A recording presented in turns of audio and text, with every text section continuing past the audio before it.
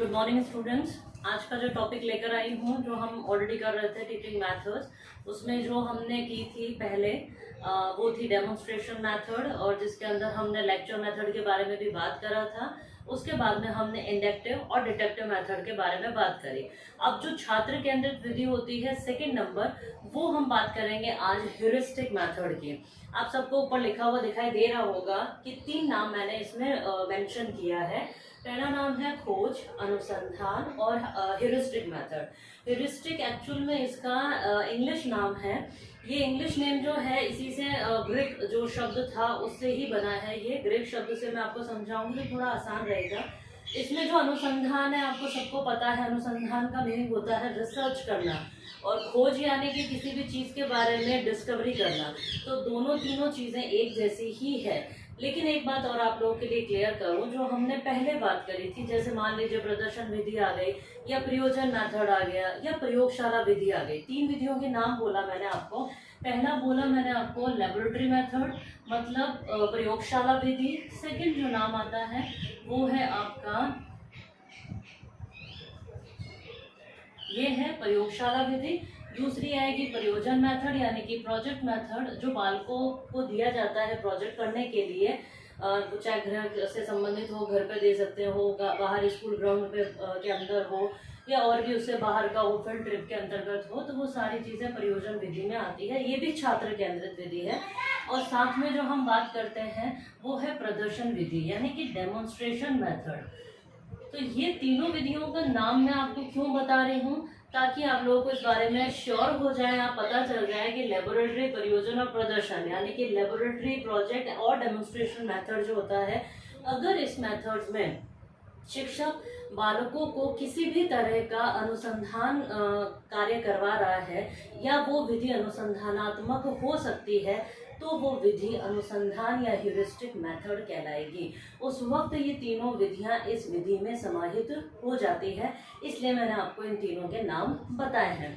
अब देखिए, जो मैं मुद्दे पर आती हूँ, ह्यूरिस्टिक मेथड जो है, इसका ग्रीक नाम जो था वो था ह्यूरिस्को। एक ग्रीक शब्द से लिया गया है। थोड़ा सा भाषा के बारे में पूछा जाता है तो आप ध्यान रखें, ऑप्शनल में भी आ सकता है। इसका मतलब जो होता है वो है आई डिस्कवर, मतलब मैं खोज करता हूँ। मैं खोज करता हूँ, उसमें मैं कौन है? छात्र है। छात्र के द्वारा ही खोज की जाएगी। अब देखिए, जो आई डिस्कवर है, इसमें सबसे बड़ा जो रोल था, इसमें जो इनको मैं कहूँ कि हर अनुसंधान विधि के जो खोजकर्ता, या फिर कहूँ कि इनके पिता जो थे वो कौन थे? आर्मस्ट्रॉन्ग। आर्मस्ट्रॉन्ग का नाम बहुत फेमस है। आर्मस्ट्रॉन्ग ने एक परिभाषा भी दी थी इसके लिए। वो कहते थे कि ये विधि एक ऐसी विधि है जिसके द्वारा एक शिक्षक छात्रों को अनुसंधान कार्य करने के लिए बिठाता है, या उसको वो कार्य करवाता है, या वो कार्य को क्रियान्वित करवाता है। यानी कि छात्र को शिक्षक एक खोजकर्ता के रूप में देखता है, एक अनुसंधानकर्ता के रूप में देखता है। तो वही चीज होती है अनुसंधान विधि। ये विधि बालकों के लिए बहुत जरूरी है, क्योंकि यह उनके अंदर वैज्ञानिक दृष्टिकोण पैदा करती है, उस ज्ञान को स्थायी बनाती है, और उनके दिए हुए ज्ञान के साथ में वो उसके साथ सक्रिय रह करके सीखते हैं, खुद से सीखते हैं। अब देखिए, इसके जो सोपान हैं, इनके महत्व के बारे में बाद में बात करेंगे। इनके सोपान जो है वो बहुत ही अहम है।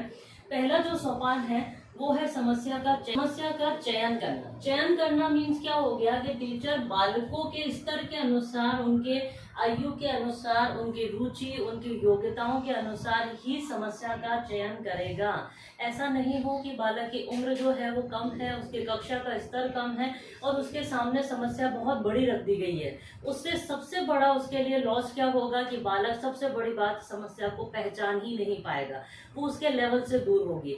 तो हमारे लिए क्या जरूरी है शिक्षक के नाते, कि समस्या का चयन होना बहुत जरूरी है। समस्या का चयन किन किन आधार पर होगा? बालकों के आयु स्तर के अनुसार, कक्षा स्तर के अनुसार, वो उसकी रुचि, योग्यता और अभिक्षमताओं के अनुसार उसका चयन किया जाएगा। अब जब शिक्षक ने इन सारी चीजों को ध्यान में रखते हुए चयन करा है, वो बालकों के सामने रखेगा उस समस्या को। अब बालकों के सामने रखने के बाद क्या रोल आएगा कि बालक उसको अपने स्तर तक या अपने बुद्धि स्तर के द्वारा, अपने बुद्धि लब्धि के द्वारा संभावित समाधान निकालने का प्रयास करेगा। संभावित क्यों? क्योंकि हो सकता है कि वो उसका सोल्यूशन हो और हो भी सकता है कि ना भी हो। इसका मतलब क्या है कि बालक ने समस्या को समझ करके अपने अनुसार उसका सोल्यूशन निकालने का प्रयास किया, तो वो उसके लिए एक बार संभावित होगा, मीन्स इफ पॉसिबल। तो हम संभावित लगाते हैं। लेकिन मान लीजिए कि अगर वो संभावित समाधान ठीक नहीं है, तब बालक आएगा समाधान हेतु अन्वेषण के तौर पर, कि अन्वेषण करेगा, मतलब अब वो इन्वेस्टिगेटर के रूप में लग जाएगा। टीचर चाहता भी यही है, इस विधि का उद्देश्य भी यही है कि वो एक अन्वेषक के रूप में कार्य करे। छात्र जब अन्वेषक के रूप में कार्य करेगा तो समाधान भी अपने अनुसार निकालेगा, पूरा समस्या के पीछे लग करके उसकी जड़ तक जाएगा, उसके कारणों तक पहुंचेगा।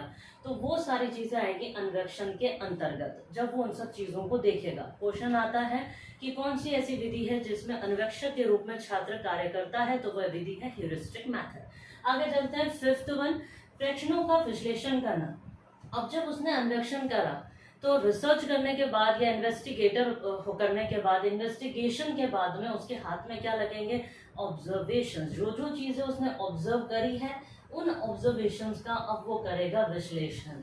एक एक चीज को बारीकी से देखेगा, उस समस्या से जोड़ेगा, और अगर वो समस्या से संबंधित होते हैं तो उनको एक्सेप्ट करके, स्वीकार करके आगे चलेगा समाधान की ओर, और अगर नहीं होता है तो वो उनको यहीं छोड़ते हुए चलेगा। फिर लास्ट आता है निष्कर्ष करना। और निष्कर्ष के साथ में एक शब्द और जोड़ना चाहती हूँ, सरलीकरण करना। मतलब अब जो जितना भी उसने विश्लेषण किया है उनको सरल रूप में देखेगा, साथ में उन सबका निष्कर्ष निकालेगा। जो निष्कर्ष निकल गया इसका मतलब है कि वो लगभग समाधान तक पहुंच चुका है। ये इसका लास्ट सोपान होता है। जब निष्कर्ष करेगा या कंक्लूजन तक पहुंचेगा, इसका मतलब है कि बालक के पास में समाधान आ चुका है। तो जब तक समाधान नहीं आता वो यहाँ तक नहीं पहुंच पाता, वो सिर्फ अन्वेषण तक ही रहता है।